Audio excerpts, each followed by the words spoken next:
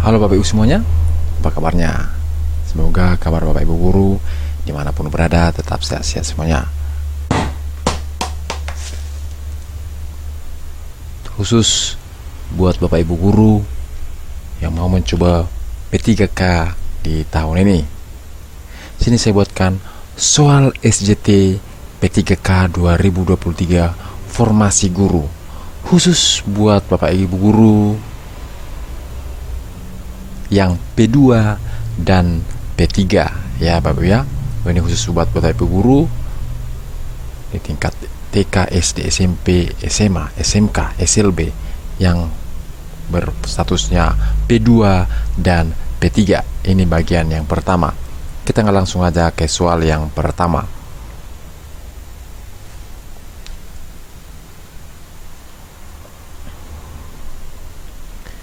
Di sebuah rencana pelaksanaan pembelajaran atau RPP, tertulis contoh rumusan indikator kompetensi, menjelaskan kondisi operasi sistem dan komponen perangkat keras. Jika pendidik akan menyusunnya menjadi tujuan pembelajaran, rumusan yang tepat adalah A. Setelah melakukan proses pembelajaran melalui praktik, siswa dapat menjelaskan kondisi operasi sistem dan komponen perangkat keras berupa komponen input, komponen proses, dan komponen output. B. Setelah melaksanakan pembelajaran dan menggali informasi melalui diskusi, siswa dapat menjelaskan kondisi operasi sistem dan komponen perangkat keras secara benar. C. Siswa dapat menjelaskan operasi sistem dan komponen perangkat keras meliputi komponen input, proses, dan output secara benar. D. Menjelaskan kondisi operasi sistem dan komponen perangkat keras, komponen input, proses, dan output tanpa melihat catatan. E. Setelah melaksanakan pembelajaran dan menggali informasi melalui diskusi materi kondisi operasi sistem dan perangkat keras dan komponen perangkat keras secara benar tanpa melihat catatan.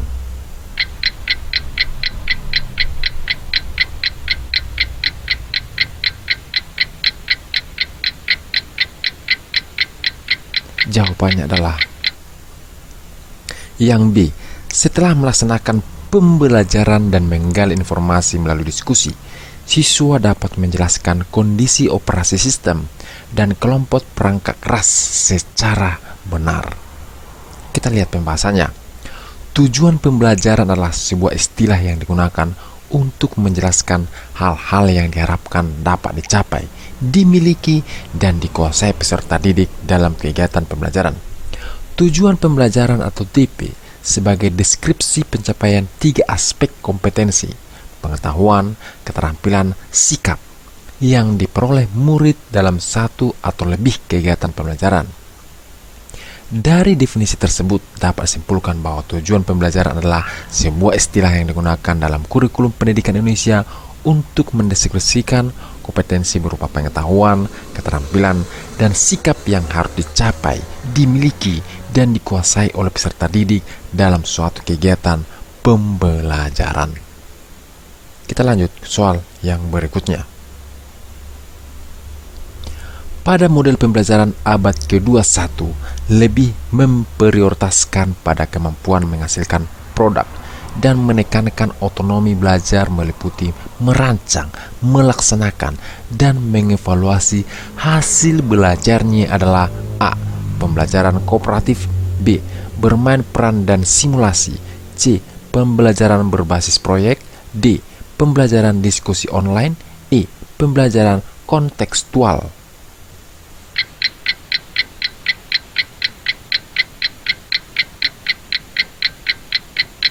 Jawabannya adalah C. Pembelajaran berbasis proyek. Kita lihat pembahasannya. Pembelajaran berbasis proyek merupakan strategi tertentu dalam pembelajaran yang mengubah atau membalikkan wajah kelas tradisional. Maksudnya, melalui pembelajaran ini, pembelajaran di kelas yang umumnya menggunakan pembelajaran konvensional menjadi lebih inovatif. Dalam pembelajaran berbasis proyek, peserta didik melakukan investigasi atau penyelidikan melalui pertanyaan terbuka, menghasilkan produk. Selain itu, dalam pembelajaran ini disetting agar peserta didik yang lebih aktif dalam pembelajaran dengan bekerja sama dalam satu kelompok.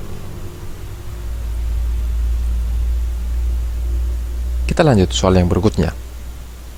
Sebagai seorang pendidik, guru perlu memahami landasan pendidikan. Berikut ini merupakan salah satu manfaat mempelajari landasan pendidikan bagi pendidik adalah: A. Mampu meningkatkan perkembangan pola pikir dan pola kerja pendidik tentang bagaimana seharusnya melaksanakan praktek pendidikan. B. Mampu memahami berbagai karakteristik peserta didik sehingga memandang peserta didik sebagai pribadi yang unik. C. Mampu menumbuhkan sikap berpikir kritis pendidik terhadap perkembangan peserta didik. D. Mampu membantu pendidik dalam menentukan metode pembelajaran yang tepat digunakan dalam situasi tertentu di kelas. E. Mampu memahami berbagai pasal-pasal dalam Undang-Undang Dasar dan peraturan yang berlaku di Indonesia terkait dengan pendidikan.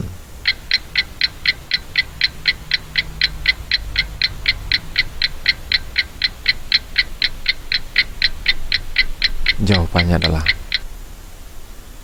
yang A. Mampu meningkatkan perkembangan pola pikir dan pola pekerja pendidik tentang bagaimana seharusnya melaksanakan praktek pendidikan. Kita lihat pembahasannya. Landasan pendidikan adalah pijakan dasar yang secara konseptual digunakan di dunia pendidikan. Tanpa ada landasan, suatu pendidikan akan berjalan tanpa tujuan yang pasti. Sebagai sebuah dasar tumpuan, tujuan adalah sebagai berikut: menguatkan fondasi sistem pendidikan menjadi lebih berkualitas, mencapai tujuan pendidikan yang telah dirumuskan, membangun sumber daya manusia yang lebih cerdas dan berkualitas, menciptakan pola kerja dan pola pikir yang selaras di dunia pendidikan.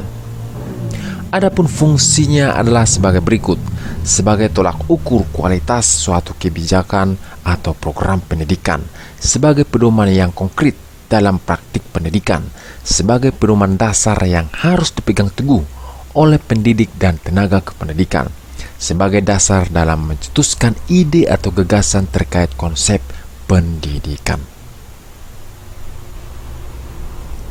Kita lanjut soal yang berikutnya. Dalam menentukan jumlah alokasi waktu pada kompetensi dasar, setiap guru idealnya selalu memperhatikan aspek-aspek di bawah ini, kecuali: A. Jumlah minggu efektif. B. Jumlah dan keluasan KD. C. Kedalaman dan tingkat kesulitan KD. D. Tingkat kepentingan KD. E. Jangka waktu penggunaan media.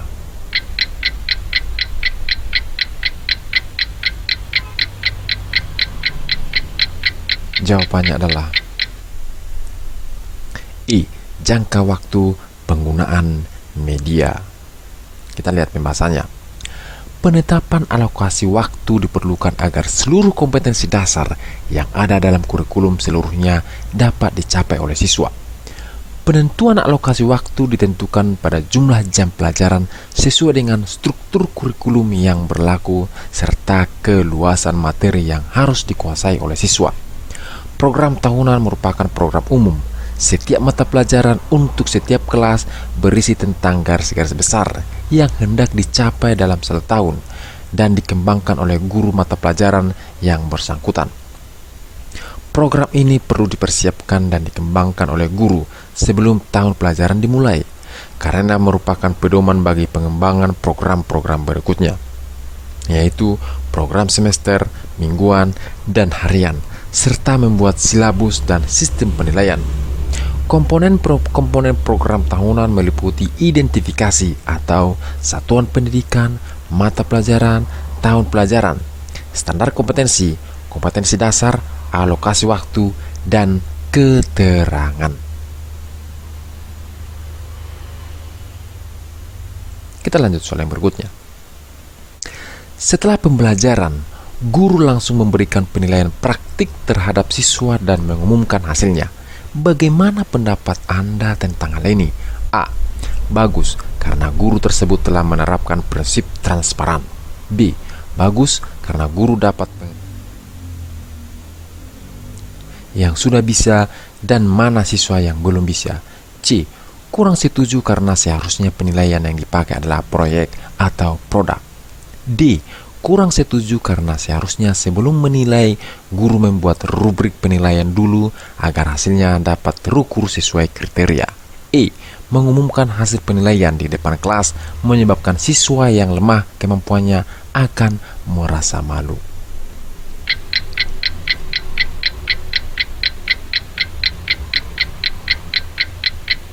Jawabannya adalah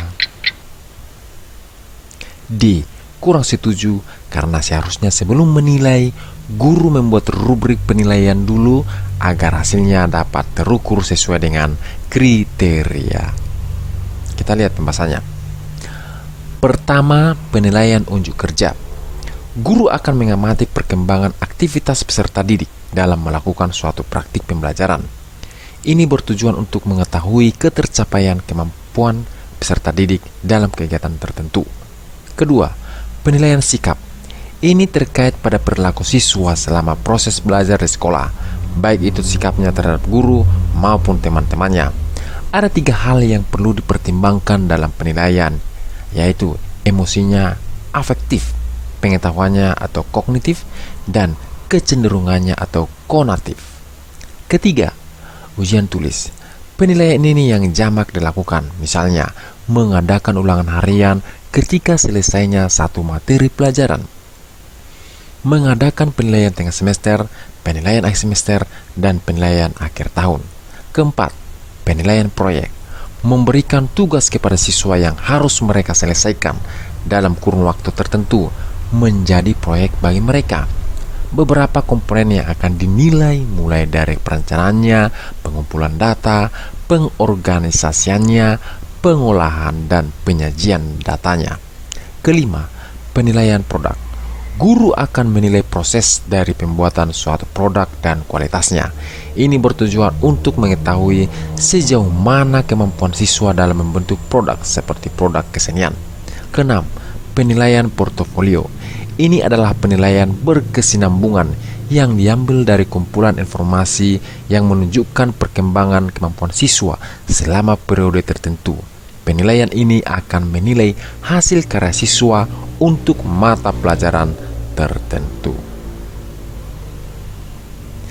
Demikianlah soal-soal SJT P3K 2023 formasi guru khusus yang P2 dan P3. Semoga bermanfaat buat Bapak Ibu guru. Salam sehat untuk kita semuanya. Sekian dan terima kasih.